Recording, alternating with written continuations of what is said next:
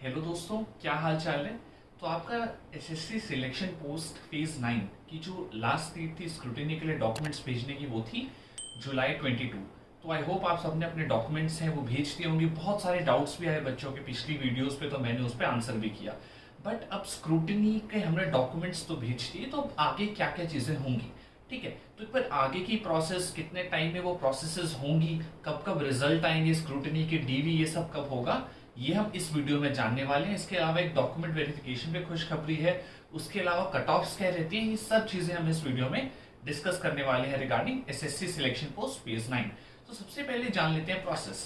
आपने अपनी स्क्रूटिनी के लिए जो डॉक्यूमेंट्स हैं, आपने फोटोकॉपी है वो भेज दिए होंगे अपने रेस्पेक्टिव रीजन पे जहां पे आपका पोस्ट कोड था। तो अब आगे का प्रोसेस क्या होगा कि एसएससी का वो पर्टिकुलर रीजन है वो उस डॉक्यूमेंट्स की स्क्रूटिनी करेगा और वो एक रिजेक्शन लिस्ट निकालेगा।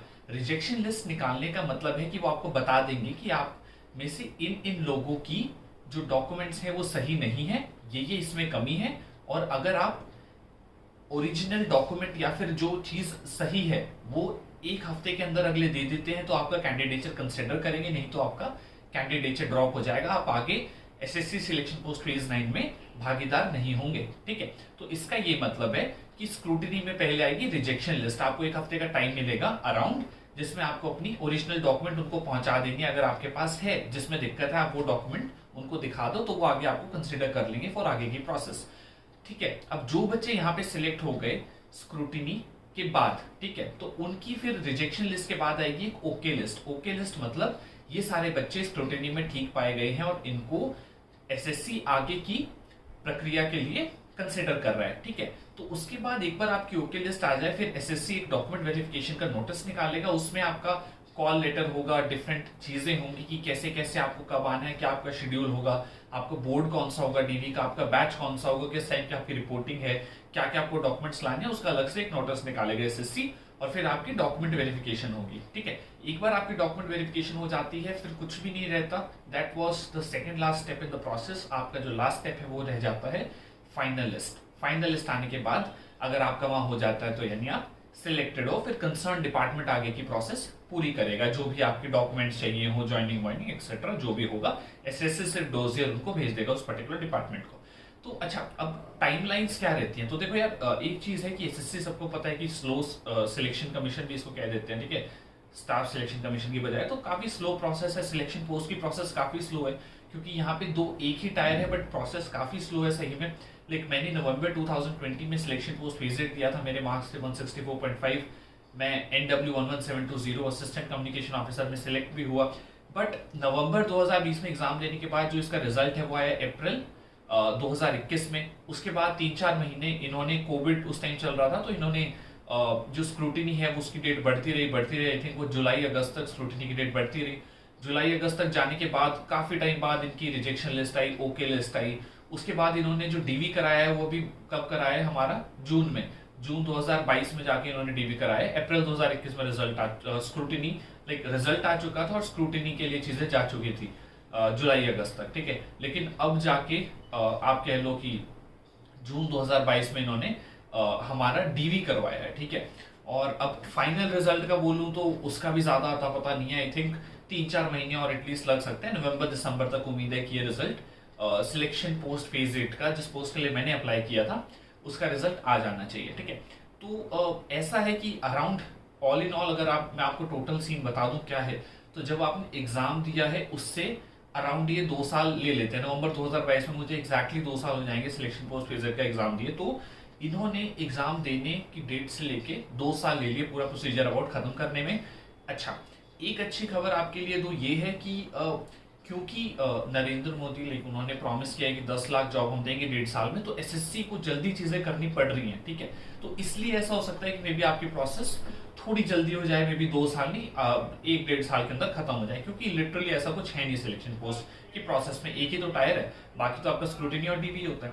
अच्छा, इसी से मैं एक और मुद्दे पे आ जाता हूँ कि डीवी पे मैंने बोला खुशखबरी है, तो कुछ नोटिस ऐसा फ्लोट कर रहा है एसएससी ने, अपनी ऑफिशियल वेबसाइट पे तो नहीं डाला कि एसएससी अब डीवी कंडक्ट नहीं करेगा, ठीक है। डीवी रिस्पेक्टिव डिपार्टमेंट कंडक्ट किया करेगा एसएससी के एग्जाम, सो दैट हम प्रोसेस को फास्ट कर दें। दो मुझे समझ नहीं आता भाई, तुम 70 साल से कहां सो रहे हो, अगर डीवी की जरूरत थी ही नहीं ठीक है, अगर इसका ऑल्टरनेट हो सकता था तो भाई 70 साल से 100 कर रहे थे, इसको आप पहले ही कर लेते। आप हर एग्जाम में 2-2 ढाई साल बर्बाद करके लोगों का, अब आप कह रहे हो कि डीवी की तो जरूरत नहीं है सर और हम इसको रिस्पेक्टिव डिपार्टमेंट ही कंडक्ट करा लेगा, तो भाई 70 साल पहले कर देते वो।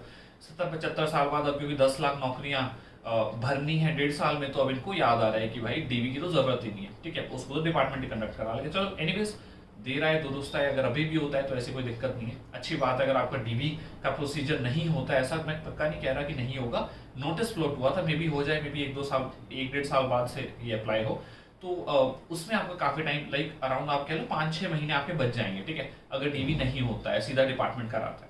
अच्छा, उसके अलावा एक बहुत जो बड़ा डाउट आता है बच्चों का, वो आता है कि कट ऑफ क्या रहेगी। देखो भाई, बात ऐसी है कि एसएससी सिलेक्शन पोस्ट, ठीक है, इसमें कंपटीशन काफी कम है सीजीएल सीएचएसएल से। पहली बात, उस लेवल की कट ऑफ्स कभी जाती नहीं है, ठीक है, कि बहुत ऊंची कट ऑफ्स जा रही है, नहीं जाती, क्योंकि यहाँ पे आप स्पेसिफिक डिग्री के बेस पे हायर हो रहे हो। तो अगर आपकी जो पोस्टें हैं वो 1-2-5 के अंडर हैं, तब तो मैं कह नहीं सकता शायद कट ऑफ 150, 60, 70 भी चली जाए, क्योंकि 4-5 पोस्ट में पता नहीं लगता ना भाई, 1-2 पोस्ट है तो वो तो 190 वाला बच्चा भी हो सकता है, कि अब तो और कोई हो ही नहीं, 140 वाला रह जाए, ठीक है।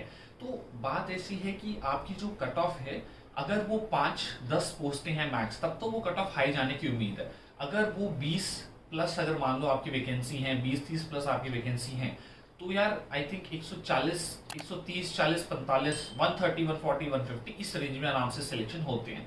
लेकिन मैं जितने भी मैंने प्रीवियस देखे हैं सिलेक्शन पोस्ट के रिजल्ट्स देखे हैं, तो ऐसा है कि पोस्टें तो बहुत सारी हैं, आप हर एक की कट ऑफ तो आप बता नहीं सकते, हर डिपार्टमेंट का अलग है। मान लो कई जगह एजुकेशन क्वालिफिकेशन ऐसी है वो ज्यादा बच्चे करते ही नहीं है, तो पेपर तो बहुतों ने दिया होगा, कट ऑफ बहुतों की गई होगी, बट वो डीवी में और स्क्रूटिनी में बाहर हो जाएंगे, तो कट ऑफ ऑटोमेटिकली नीचे आएगी। तो सिलेक्शन पोस्ट में जो कट ऑफ है वो प्रेडिक्ट करना काफी मुश्किल है, बट इतना मैं जरूर कह सकता हूँ, सीजीएल सीएचएसएल से कंपटीशन बहुत आसान है। अगर आपने भरा है तो सिलेक्शन पोस्ट 9 या 10 जो भी, तो आप क्या कर सकते हो कि जैसे आपकी अगर पोस्टें 5-10 है, तब तो भाई कह नहीं सकते, कट ऑफ कुछ भी जा सकती है, 160, 70, 50 भी जा सकती है, ठीक है। मैं यूआर की बात कर रहा हूँ, मैं और कैटेगरी की नहीं बात कर रहा, आप अपना उसी के अकॉर्डिंग देख लेना, ठीक है, 10-10, 20-20 नंबर कम करके।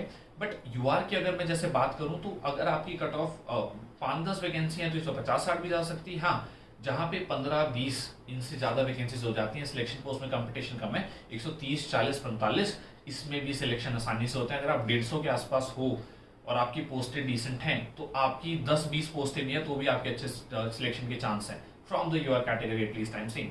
तो अगर आपको फिर भी थोड़ा आइडिया चाहिए, तो आप क्या कर सकते हो, उसी तरह की पोस्ट को ना सिलेक्शन पोस्ट 7, 6 इन सब के, सिलेक्शन पोस्ट 8 इन सब के रिजल्ट में जाके देखो कि क्या हिसाब बन रहा है, कितने बच्चे सिलेक्ट हुए, क्या कट ऑफ रही, आपकी स्क्रूटनी में कितने बच्चे आए, डीवी में आपके कितने बच्चे लाइक हो रहे हैं, नहीं हो रहे, ये सब डेटा अगर आपको एनालाइज करना है तो करो।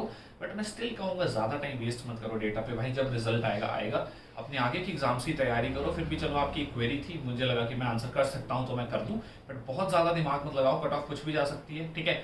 बेसिक सा मैंने आइडिया आपको दे दिया कि कैसे कैसे रह सकती है, सीजीएल सीएचएसएल से बहुत आसान कंपटीशन है, बट टाइम वेस्ट मत करो, ज्यादा इसके भरोसे मत बैठो, ठीक है।